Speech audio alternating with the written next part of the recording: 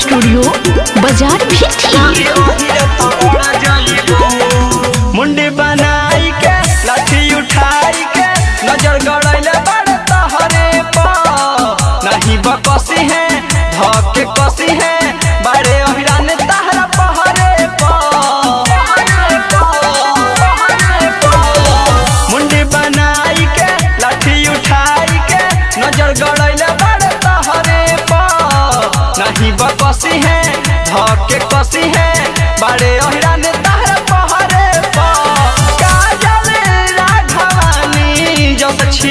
तर जाइबू हो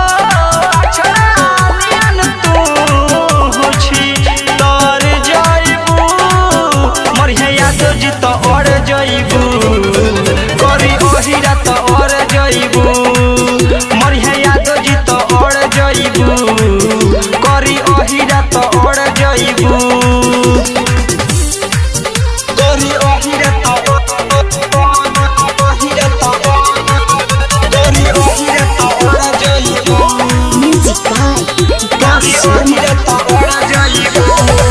बीजस बनवारी करी है बरबारी छुट्टी जाई 9